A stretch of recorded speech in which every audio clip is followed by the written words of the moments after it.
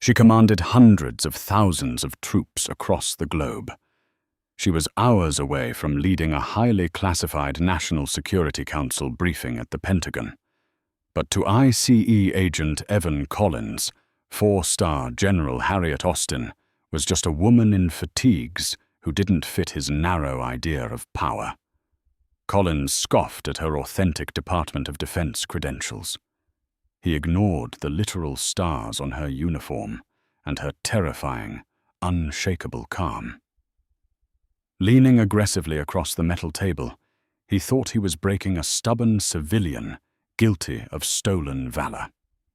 He didn't realize he had just locked a member of the Joint Chiefs of Staff in a cinderblock cell.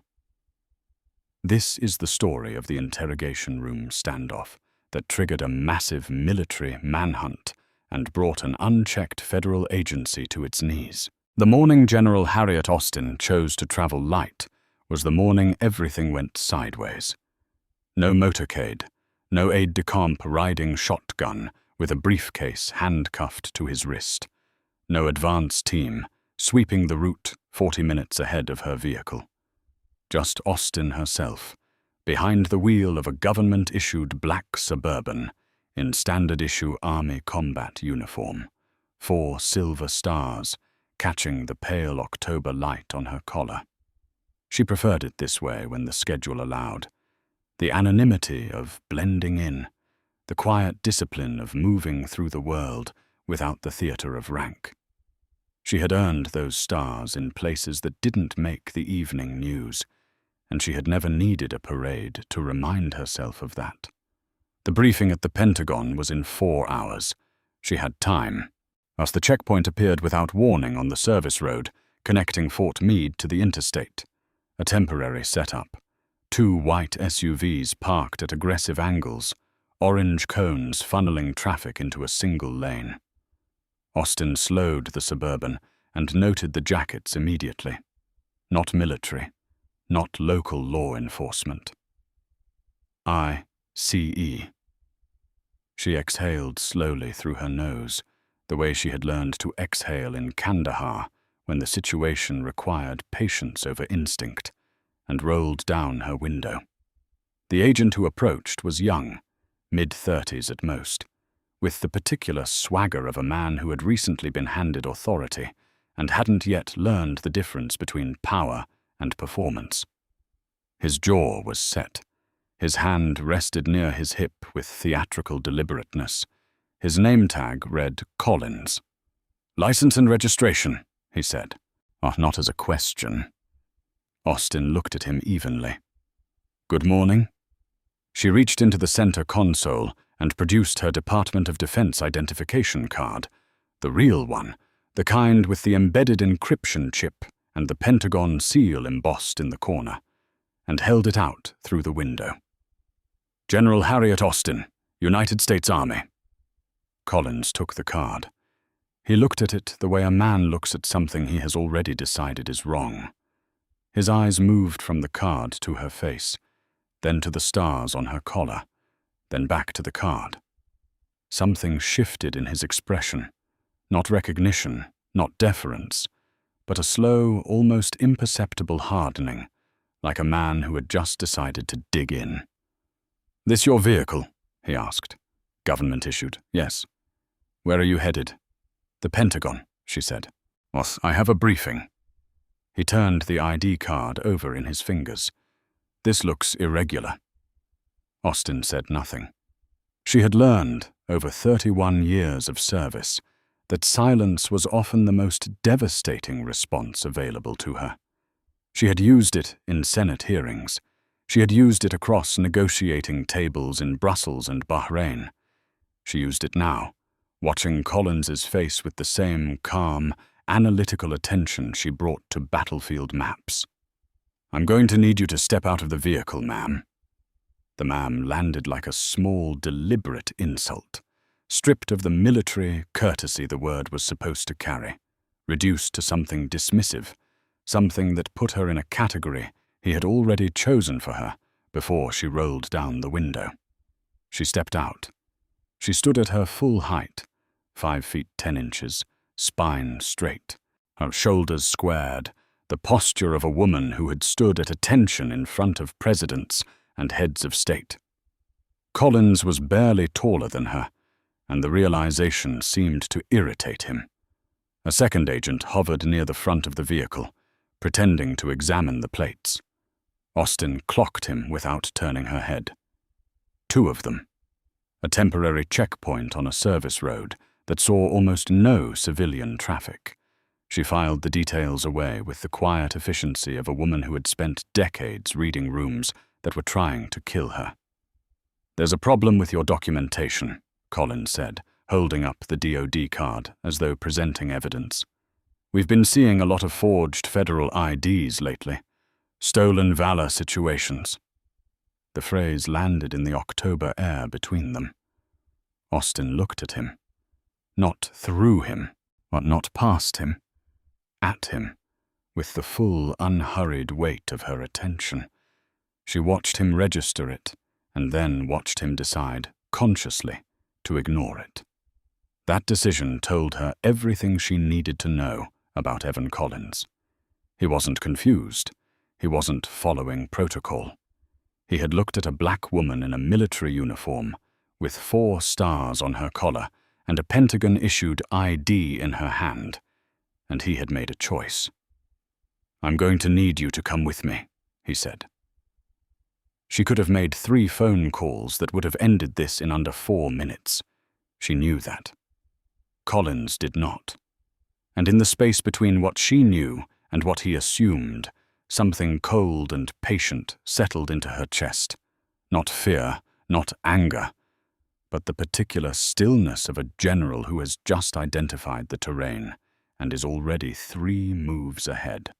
She picked up her cover from the seat, placed it on her head with precise, unhurried hands, and followed him toward the white SUV. The checkpoint hummed behind her. The interstate rolled on in the distance, and 4 hours away, a seat at the Joint Chiefs table sat waiting, completely unaware it was about to be empty. The room was exactly the kind of room designed to make people feel small. Cinderblock walls painted the particular shade of institutional gray that exists nowhere in nature. A single fluorescent tube overhead that buzzed at a frequency just irritating enough to be intentional. A metal table bolted to the floor. 2 chairs, one on each side, as though the arrangement were neutral, as though the door behind Collins wasn't the only door, and as though it didn't lock from the outside. Austin sat down, placed her hands flat on the table, and looked at the wall. Collins had taken everything at the vehicle. Her DoD identification, her Pentagon access badge, her phone, a secured, encrypted device that she noted him handle with the casual carelessness of a man who had no idea what he was holding. And he had placed it all in a manila envelope with the practiced efficiency of someone who had done this many times before and enjoyed it each time. He had not offered a receipt. He had not read her anything. He had simply gestured toward the building with his chin, and she had walked inside. And now here they were. He sat across from her and opened a thin folder that appeared to contain almost nothing. "So," he said, "you want to tell me the truth about these documents?" "They are the truth," Austin said. Her voice was level. Not cold, not warm. Calibrated, the way an instrument is calibrated. Precise and without excess. Collins leaned back in his chair and smiled the smile of a man who believed he was in control of the room. "We ran your name, but nothing came back. You would need a specific federal clearance level to access my file," she said. "The system would have returned a restricted flag, not an empty result. Those are different things." The smile flickered. He hadn't expected that. He recovered quickly. Men like Collins always recovered quickly, Austin had noticed, because their confidence wasn't built on competence. It was built on the assumption that no one would push back. He leaned forward, planting both forearms on the table, closing the distance between them in the way that was meant to feel like pressure. Austin did not move. She did not shift in her chair or pull back or blink with any particular urgency. She simply continued looking at him with the same steady, measuring attention, and she let the silence sit between them like a third person in the room. "Here's what I think," Collins said. "I think you got your hands on some very good fake credentials. I think you've been running this story for a while. The uniform, the ID, the whole performance, and it's worked before because people don't want to make a scene. But I'm not people." Austin said nothing. "A 4-star general," he continued, and the way he said it made the rank sound like a punchline. "You know how many people try to pull that? Stolen valor is a federal offense. You understand that?" "I'm aware of the Stolen Valor Act," she said. "I was consulted during its revision." Collins stared at her. She held his gaze without effort, without aggression, without any of the visible anxiety he was clearly accustomed to producing in people who sat in that chair. She had been interrogated by professionals, actual professionals, and in actual hostile environments, by people who had studied the science of psychological pressure the way surgeons study anatomy.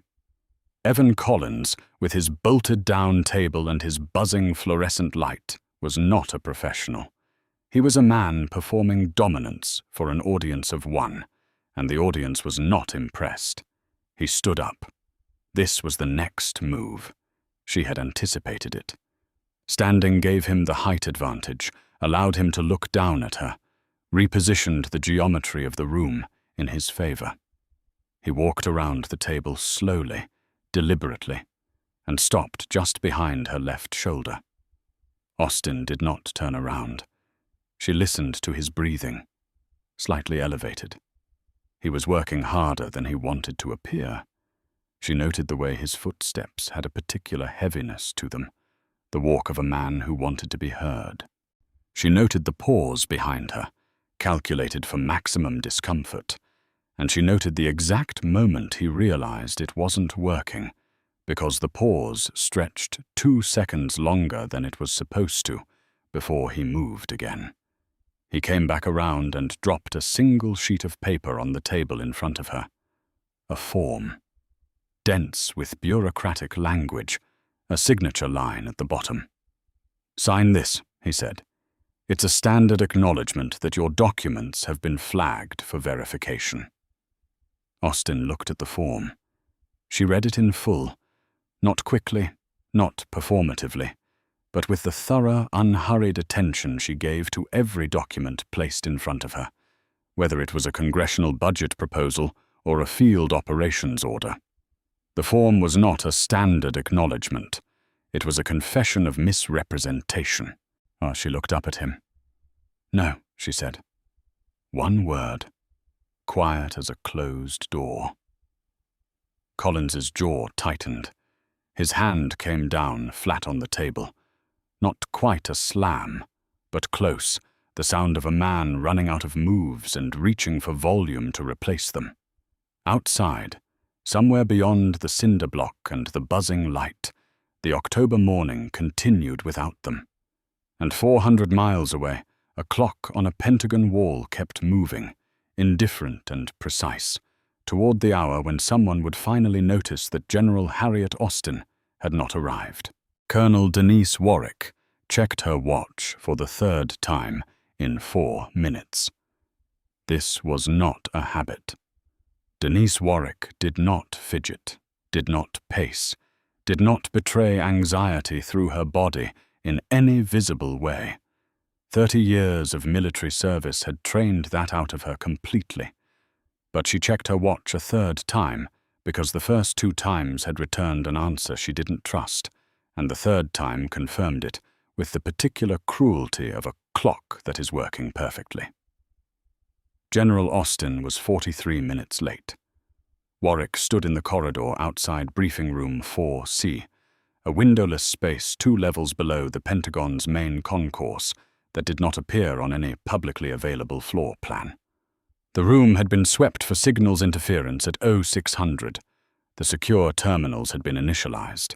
The coffee, real coffee, not the institutional sludge from the common area, had been brought in at 0730 per Austin's standing preference. 12 of the most senior defense and intelligence officials in the United States government were seated inside, reviewing pre-read materials and carefully not looking at the empty chair at the head of the table. Warwick called Austin's secured line for the 5th time. It rang twice and dropped. Not voicemail, not a standard disconnect, but the specific truncated signal that meant the device was either powered down or being actively blocked. She stared at her phone for a moment, then walked briskly to the end of the corridor and pushed through a door marked Staff Only. Captain Jerome Ellis looked up from his workstation. He was 26, meticulous, and had learned in his first week working under Warwick that her brisk walk meant something was wrong, and her very brisk walk meant something was very wrong. He was already straightening in his chair before she reached him. "Austin's phone is dark," she said. "Last known location?" Ellis's fingers were already moving. Her vehicle's GPS logged her on the Fort Meade service connector at 0817. After that, he stopped. His fingers moved again, faster. After that, there's nothing. The signal just stops. Stops or is blocked? He looked up at her. "Blocked, ma'am. Deliberately." Warwick was quiet for exactly 2 seconds. In those 2 seconds, she ran through the list of benign explanations. Mechanical failure, a voluntary communications blackout for reasons Austin hadn't communicated upward, was a medical situation, and discarded each one with the efficiency of a woman who had spent her career distinguishing between problems that could wait and problems that could not. "Pull the protocol," she said. Ellis didn't ask which one. There was only one protocol that applied when a 4-star general with active Joint Chiefs responsibilities went dark within the continental United States without prior notification. He pulled it up, entered his authorization code, and then looked at Warwick because the next step required her code as well. She entered it without hesitation. The screen changed. 3 floors above them, in the Pentagon's Joint Operations Monitoring Center, an alert materialized on a duty officer's terminal. Not a notification, not a flag, but a full priority 1 locator activation, of the kind that pulled resources the way gravity pulls objects, immediately and without negotiation. Within 90 seconds, 2 analysts had been pulled from other assignments. Within 3 minutes, a supervisor had been woken from a rest cycle and was already on the phone with the Defense Intelligence Agency. Back in the corridor, Warwick returned to briefing room 4C and opened the door. 12 faces turned toward her with the practiced composure of people trained never to look alarmed in rooms where alarmed was exactly what they were. "We have a delay," she said. "The briefing will hold." No one asked questions. The room had enough collective experience to understand that delay in this context was a word doing significant work, covering something considerably larger than a traffic jam or a scheduling conflict. Admiral Raymond Cho, seated to the left of Austin's empty chair, caught Warwick's eye for a fraction of a second. She gave him nothing back, and he nodded almost imperceptibly and returned to his pre-read materials. She closed the door and walked back to Ellis. "What do we have?" she asked. "The GPS cut happened on a service road with 1 active checkpoint this morning," he said. He turned his monitor toward her. "ICE. Temporary Enforcement Operation. Set up at 0745. The word landed in the room like something dropped from a height. Warwick looked at the screen. She looked at the checkpoint coordinates, at the timestamp, at the gap between Austin's last known location and the ICE operations reported position, a gap that measured approximately 400 meters and 0 minutes. She looked at all of it with the focused, unblinking attention of a woman assembling a picture she desperately did not want to see come into focus. "Get me the commanding officer of that operation," she said. Her voice had gone very quiet. In Warwick's experience, the quieter her voice became, the more dangerous the situation was. She was nearly whispering now. "Yes, ma'am." Ellis was already dialing.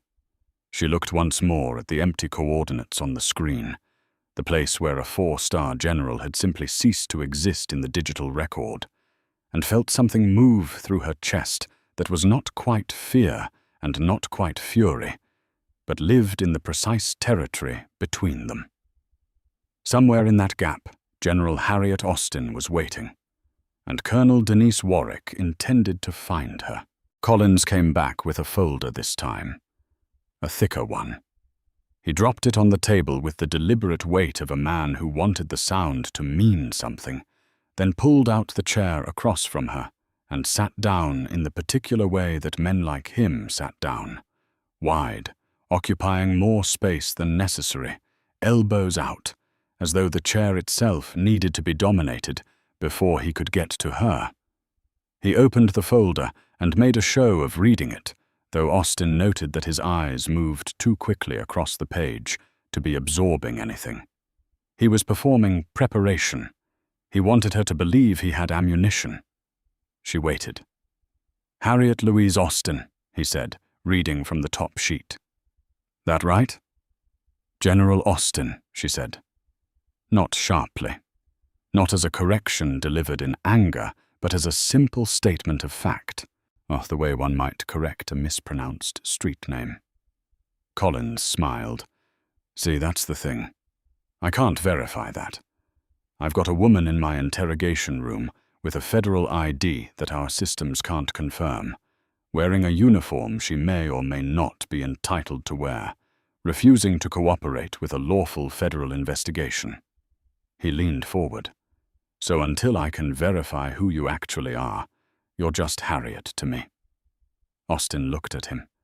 She had a particular way of looking at people who were revealing themselves, not staring them down, not looking away, but holding them in her gaze with a quality of attention that was almost clinical, the way a diagnostician looks at a set of symptoms and begins quietly naming what they see.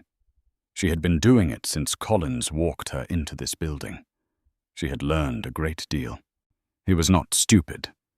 That was the first thing. Stupid men were easier. They escalated quickly, made procedural errors, left obvious openings. Collins was smart enough to know the shape of what he was doing, which made him more dangerous in the short term and considerably more culpable in the long one. He had looked at her credentials and understood, on some level, that they were real. The decision to proceed anyway had not been a mistake. It had been a choice. The second thing was that he was afraid. Not of her. Not yet. But of something older and more structural. She had seen it in the way he'd looked at her stars at the checkpoint, that brief flicker before the hardening. It was the look of a man confronting something that violated the internal architecture of his world, and rather than adjust the architecture, he had decided to demolish the thing that didn't fit. She found that, professionally speaking, very useful. "You know what I think," Collins said, pulling a photograph from the folder and sliding it across the table. It was a printout, low resolution, clearly pulled from a public-facing military web page, of a General Harriet Austin in dress uniform at some official function. "I think you found this online. I think you had the ID made. I think the uniform is real. Surplus, maybe, or stolen. And I think you've been running this con long enough to get good at the calm." He tapped the photograph. "But the real General Austin is probably sitting in the Pentagon right now, wondering why some woman is out here using her name." Austin looked at the photograph. It was from the ceremony marking her promotion to 4-star, 3 years ago at Fort Myer. She remembered the day with precision, the weight of the new insignia, the particular quality of the afternoon light, her daughter in the third row, trying not to cry and failing completely. She looked up from the photograph and back at Collins. "The woman in that photograph," she said, "has a scar on her left forearm, 4 inches long, from a mortar fragment in Fallujah in 2004. She has a surgical pin in her right collarbone from a vehicle rollover in Kandahar in 2011. She has a commendation from the Secretary of Defense, 2 Distinguished Service Medals, and a Presidential Unit citation." She paused. "I'm happy to account for any of those." Collins's jaw moved slightly.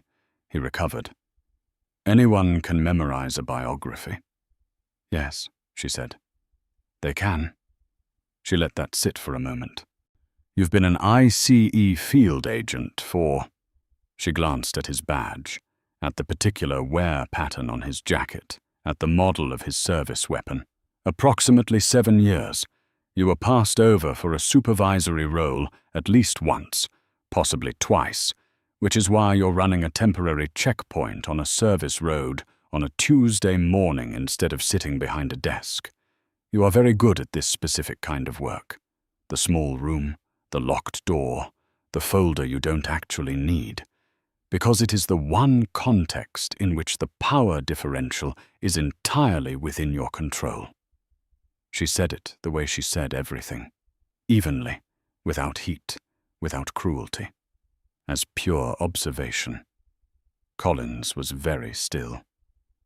"I'm not your enemy, Agent Collins," she said, "but you are building a very detailed case against yourself, and I want you to understand that I have been letting you do that intentionally."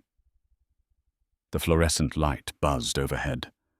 Collins stared at her across the bolted-down table, and for the first time since the checkpoint, something moved behind his eyes that wasn't swagger or calculation. It was the first cold edge of doubt.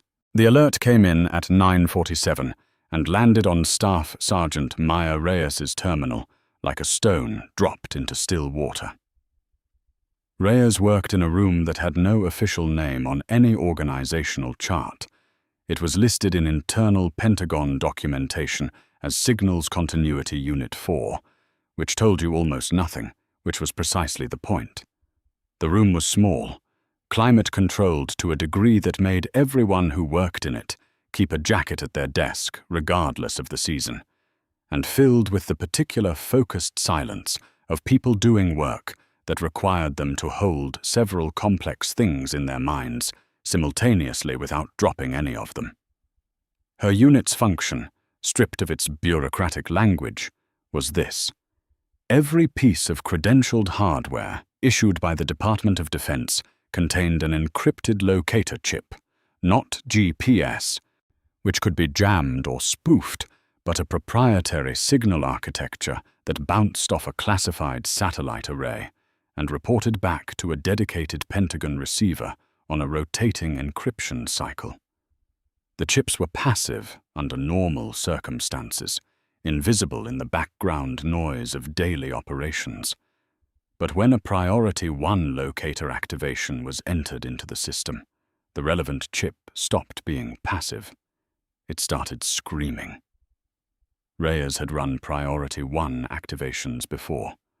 Twice in her 4 years in the unit, once for a diplomat whose credentials had been stolen in Brussels, once for a contractor whose vehicle had gone off a mountain road in Colorado. Both times the chip had returned a location within 90 seconds. Both times the situation had resolved within the hour. At this time the chip returned a location in 11 seconds. She stared at the coordinates, then at the facility identifier that populated automatically beneath them, then at the name attached to the activated credentials, and she sat very still for a moment, in the way that people sit still when their brain is processing something that their instincts have already understood. "Sergeant Okafor," she said, without raising her voice. Okafor rolled his chair over from the adjacent terminal. He looked at her screen. He looked at it for long enough that she knew he was reading it the same way she had. Once for information, once for confirmation, once because the information was significant enough to warrant making absolutely sure, "That's a 4-star chip," he said. "Yes. And that facility identifier, ICE field office," she said. 11.3 miles from the Fort Meade service connector.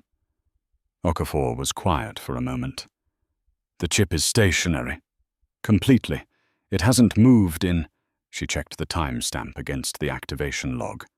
71 minutes.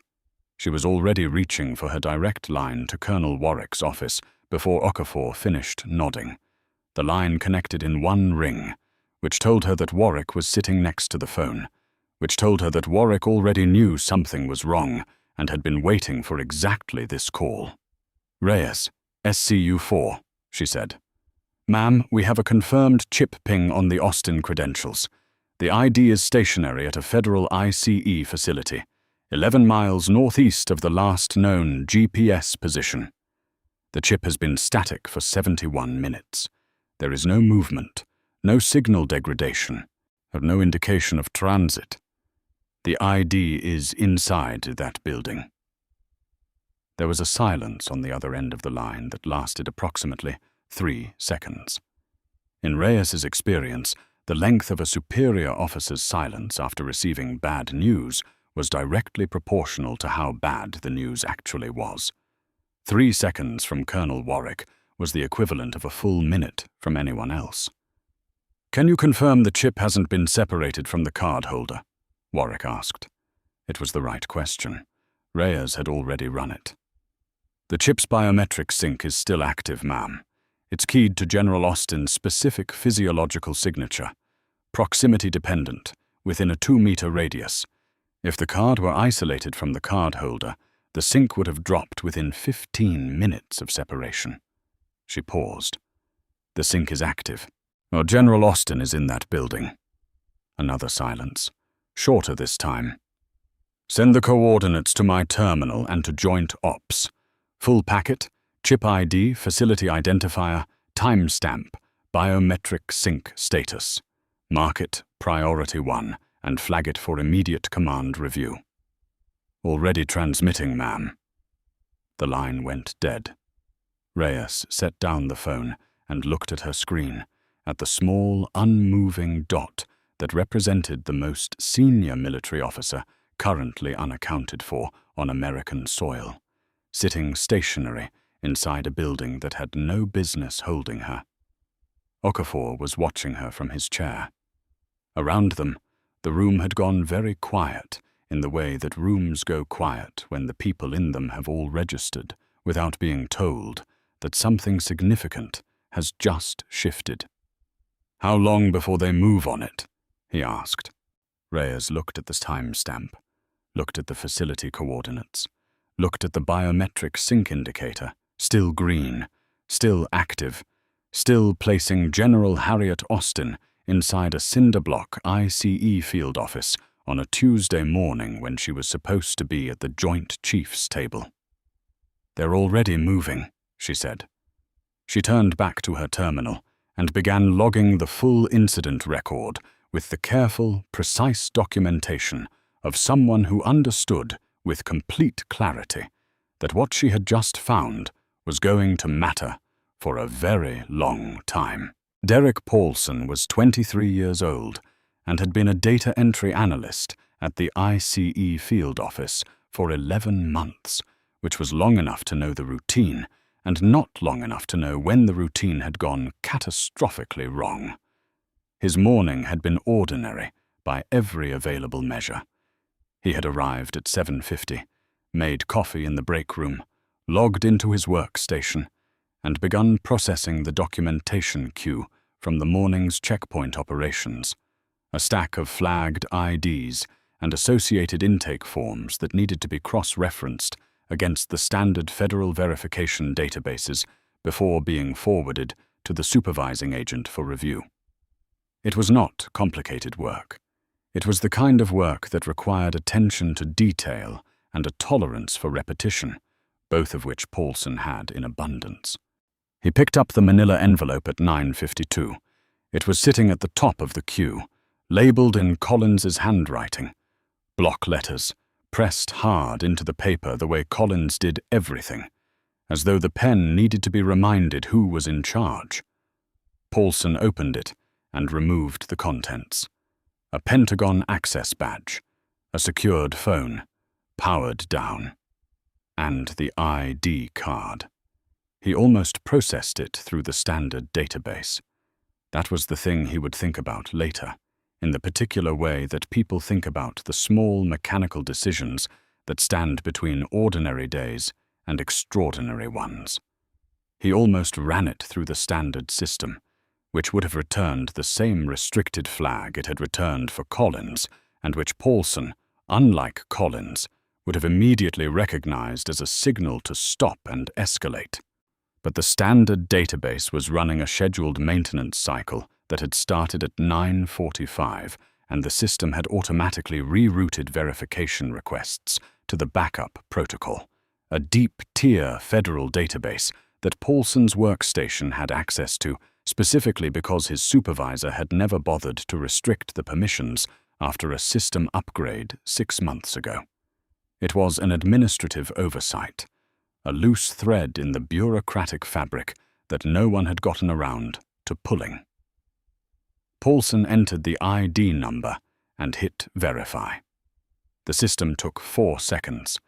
This was unusual.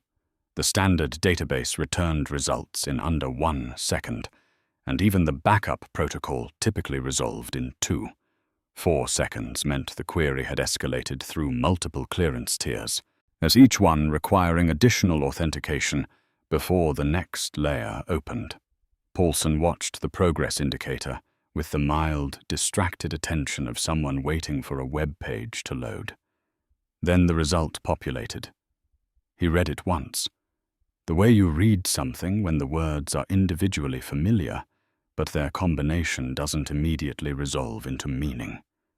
Then he read it again, more slowly, his eyes moving across each line with the dawning, terrible focus of a man watching a picture come into focus that he would very much prefer to remain blurry. Austin, Harriet L. General, U.S. Army, 4-star, Joint Chiefs of Staff, active duty. Security clearance, TS/SCI, with additional compartmented access. Direct report, Office of the Secretary of Defense. Status, Priority 1. Locator activation in progress. That last line, as Paulson stared at it. Priority 1. Locator activation in progress meant that somewhere in the Pentagon, right now, people with considerably more authority than anyone in this building were actively looking for the person whose ID he was holding in his hand. It meant the chip in the card had already been pinged. It meant they already knew where she was. It meant they were coming. He pushed back from his desk so abruptly that his chair rolled into the workstation behind him. He stood up. He sat back down. He stood up again. His brain was cycling through the information with the frantic, looping energy of a processor running a calculation it wasn't designed to handle, returning the same answer each time and refusing to accept it. Collins had a 4-star general locked in Interrogation Room 3. Collins had a member of the Joint Chiefs of Staff in a cinderblock cell. Collins had, and this was the part that Paulson's mind kept snagging on, the part that made the room feel suddenly very small and the walls feel suddenly very close. Collins had done this deliberately. He had seen the credentials. He had seen the stars. He had made a choice, and he had made it in a building that Paulson worked in, and Paulson's workstation had just lit up on a Pentagon Priority 1 activation, which meant that whatever was about to happen was going to happen here, in this office, today.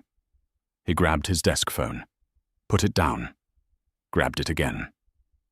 Collins was his supervising agent. Protocol required him to report up the chain. But the chain, in this instance, was the problem. He looked at the result still glowing on his screen, went at the Priority 1 status indicator, at the 4 stars listed next to Austin's rank, and he understood with the cold, clarifying certainty of a man who has just seen the full shape of a disaster, that there was no version of this that ended well for anyone in this building if he went to Collins first. He needed to go over Collins.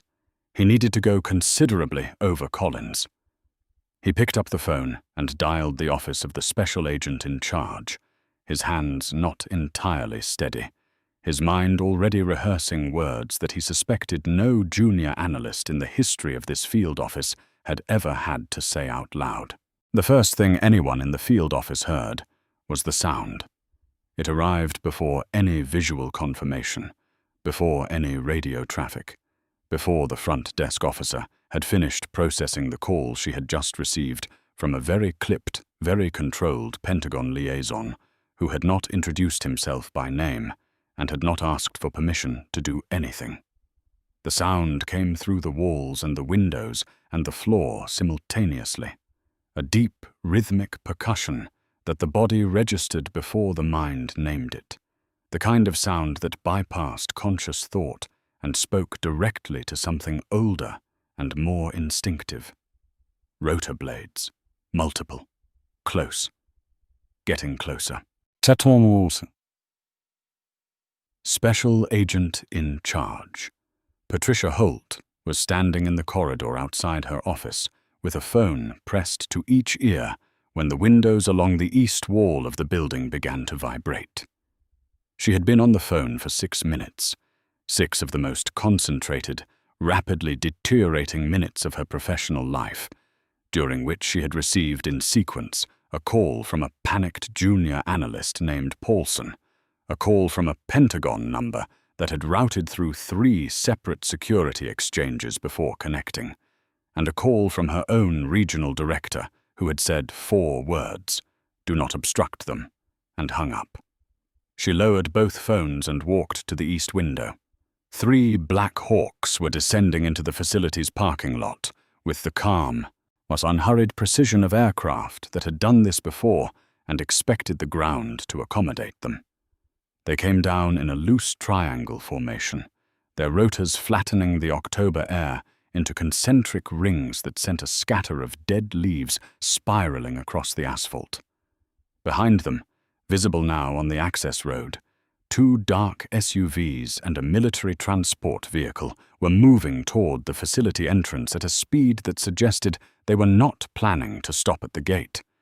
They did not stop at the gate. The gate arm splintered. The vehicles continued. Holt turned from the window and found Paulson standing behind her, pale and rigid, holding a printout she recognized as the deep-tier database result. She took it from him without a word, looked at it for the 2 seconds it took to confirm what he had already told her, and then looked up at the ceiling as though she could see through it to whatever was happening on the roof. "Where is Collins?" she said. "Interrogation room 3, ma'am. He's been in there since—" "Get him out! Ma'am, he's not going to—" "That was not a request, Paulson." He went. Holt turned back to the window. The Black Hawks were down, rotors still turning, and the doors were open, and the people coming out of them were not moving the way law enforcement moved, the careful procedural advance of agents executing a warrant. They were moving the way soldiers moved, with the compressed, purposeful efficiency of people who had been given an objective and intended to complete it, and the objective was inside this building.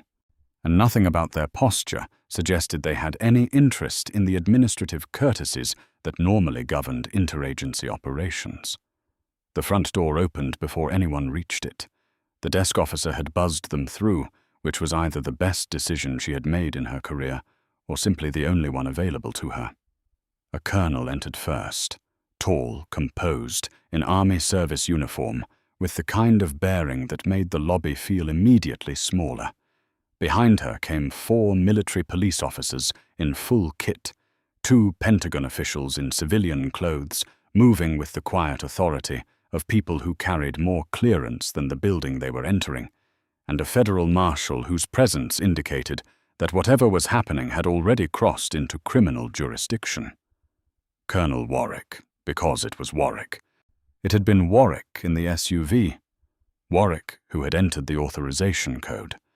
Warwick, who had spent the last 40 minutes in a state of controlled fury that she had not permitted herself to express until this moment, walked to the center of the lobby and stopped. She looked at Holt, who had come down the corridor to meet her, and the look contained everything that needed to be said about the relative positions of the two women in this moment. "Interrogation room 3, Holt said. It was not a question. It was a woman offering the only cooperation she had left to offer. Warwick nodded once and moved. The military police unit moved with her, their boots on the linoleum, producing a sound that carried through the entire building, a sound that Paulson, standing frozen in the corridor, would later describe as the most clarifying sound he had ever heard, the sound of consequence arriving on schedule. Doors opened ahead of them. ICE agents stepped back against walls, some with their hands slightly raised in the unconscious gesture of people who want to be very clearly understood as not a problem. Nobody obstructed them. The regional director's 4 words had traveled down the chain with remarkable efficiency. They reached the corridor outside Interrogation Room 3. Warwick stopped in front of the door. One of the MPs stepped forward with a hydraulic tool that was not necessary. The door was not reinforced. It was a standard interior lock, but which was used anyway, deliberately, because sometimes the manner of an entry is itself a message. The door came off its frame in one clean movement, and Colonel Warwick looked inside. General Harriet Austin was sitting exactly as she had been, sitting for the past 2 hours, spine straight, hands flat on the table, cover placed precisely at her right side, aligned with the edge of the metal surface as though she had measured it. She had not slumped. She had not paced. She had not betrayed, through any visible arrangement of her body, that the last 2 hours had been anything other than a scheduled appointment. She was mildly content to wait out. The fluorescent light buzzed overhead.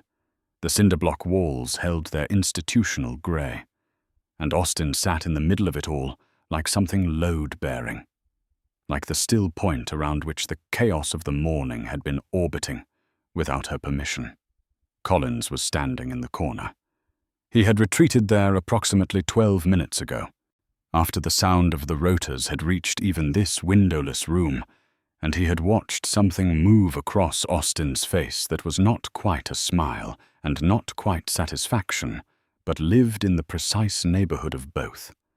He had gone to the door, found it locked from the outside per his own instructions, and turned back to find her watching him with the same calm, diagnostic attention she had maintained since the checkpoint. He had said something. She hadn't responded. He had said something else. She had looked at the wall. He was still in the corner when the door came off its frame. The sound of it was enormous in the small room, a single percussive crack followed by the groan of metal separating from concrete, and then light, more light than the room had seen all morning, flooding in from the corridor and silhouetting the MP unit in the doorway with the particular drama of a moment that knew exactly what it was. Warwick stepped through first, her eyes going immediately to Austin, running a rapid assessment: physical condition, visible injury, immediate threat, and finding, with a relief she did not permit herself to show, that Austin was upright and intact, and looking back at her with an expression of complete composure. Austin stood up. She did it slowly, without urgency, straightening to her full height and picking up her cover from the table in one fluid motion, settling it onto her head with the precise, unhurried adjustment of a woman who had been putting on that cover for 31 years and intended to keep doing so. She smoothed the front of her uniform. She looked at Warwick. Colonel," she said. "General?" Warwick's voice was controlled, but something moved briefly across her face, something that in a less disciplined officer might have been visible as emotion. "Are you injured, ma'am?" "No." "Do you require medical attention?" No. Austin glanced at the MPs, at the Pentagon officials behind them, at the federal marshal standing in the corridor with his hand resting on nothing in particular. She took in the full composition of the response with one sweep of her eyes and nodded slightly, as though confirming a calculation she had already made. Then she turned and looked at Collins. He was still in the corner. He had not moved since the door came down, and the stillness had a different quality now than it had carried all morning. Not the stillness of a man in control of a room, but the stillness of a man who has run out of room to move and is only now beginning to understand the full geometry of what he has done. His face had gone a particular color. His hands, which had spent the morning finding surfaces to slam and tables to lean across, were at his sides doing nothing. Austin walked toward him. Not quickly. She covered the distance between the table and the corner with the same measured, deliberate pace she brought to everything, and she stopped close enough that he would have had to step back to increase the distance between them, and the wall was already there. She looked at him for a long moment without speaking. When she spoke, her voice was very quiet. "You looked at my credentials this morning," she said. "You looked at my uniform. You looked at my identification, which is issued by the Department of Defense and carries an encrypted chip that the Pentagon has been tracking for the last hour. You looked at all of it, and you made a decision." She paused. "I want you to understand that I am not angry with you, Agent Collins. Anger would suggest that you had the capacity to surprise me. You did not." Collins opened his mouth. Nothing came out. "You will be charged," she continued, with the same even, factual tone she might use to brief a congressional committee. "The federal marshal behind me has the paperwork: unlawful detention, confiscation of federal property, obstruction of a commissioned officer. There will be additional charges that people considerably above both of our pay grades will determine in the coming days." She held his gaze.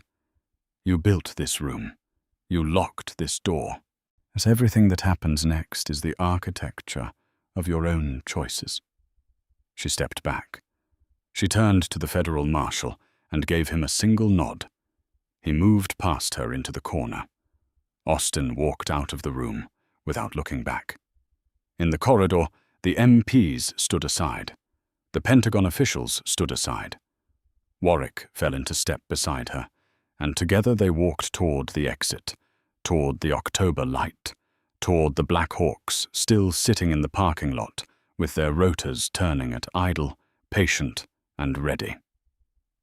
Behind her, she heard Collins's voice for the last time, not commanding, not performing, not leaning across any table. Just a man in a corner, saying something that the corridor swallowed before it reached her. She did not slow down. General Harriet Austin walked into briefing room 4C at 11:23 in the morning.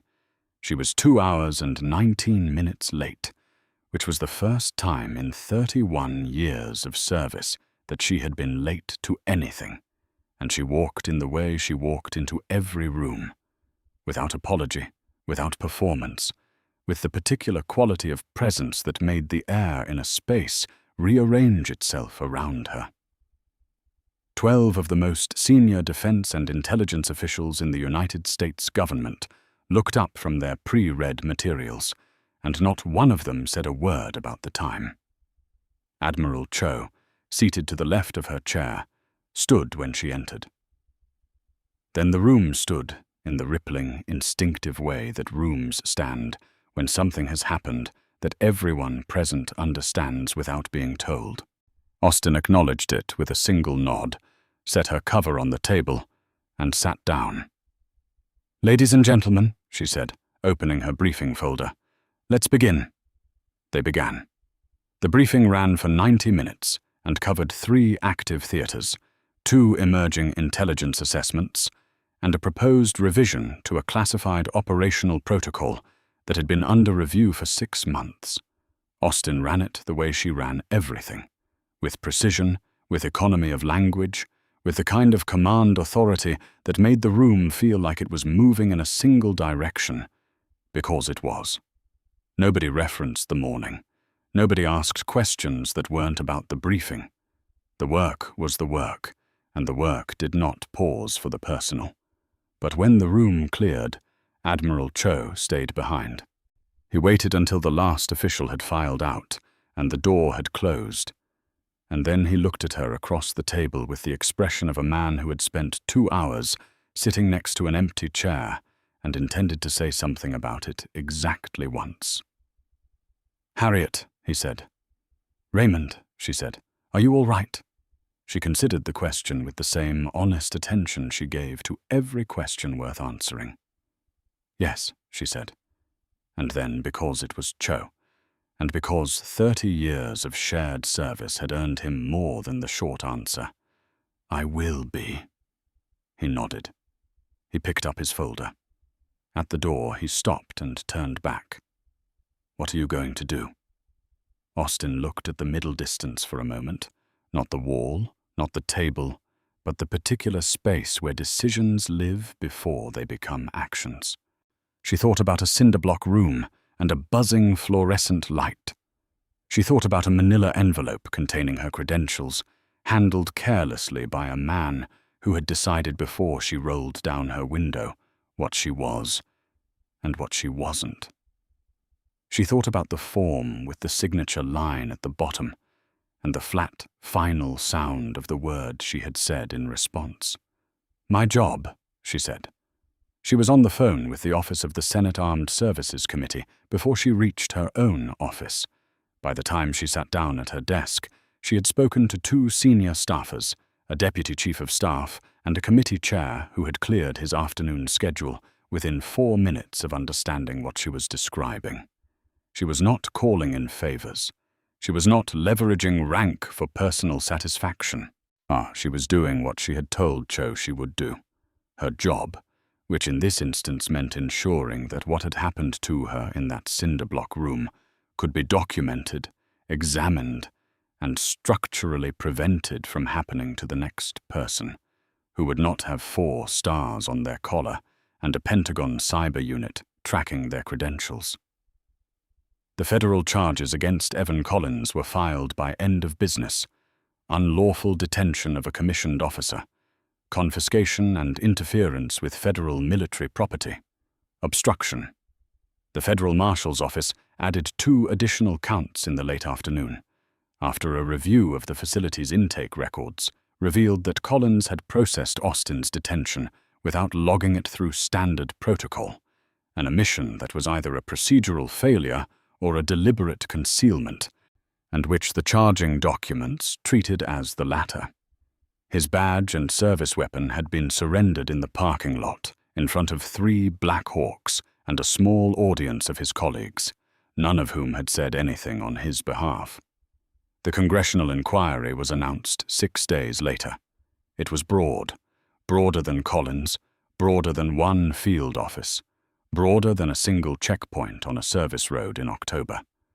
It examined detention protocols, credential verification procedures, the specific training, or absence of training, around the handling of federal military personnel, and the internal reporting structures that had allowed a junior analyst's accidental database query to be the first functional check on an agent's unchecked authority.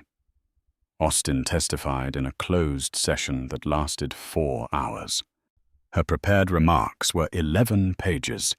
Her answers to follow-up questions were precise, thorough, and entirely without theater. 3 months later, the agency implemented mandatory federal credential verification protocols at all field operations. 6 supervisory positions were restructured.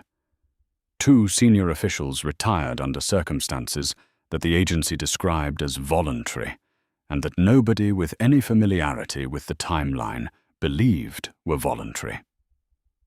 Collins was convicted on all counts, 14 months after the morning he had looked at a black woman in a military uniform, and decided, with complete confidence, that she was something other than what she was. He was sentenced in a federal courtroom on a Tuesday, which was the same day of the week as the checkpoint, as a coincidence that Austin noted when she read the sentencing report and did not remark upon to anyone. She had said everything she needed to say in a cinderblock room, to a man in a corner, with the door off its frame and the October light coming in.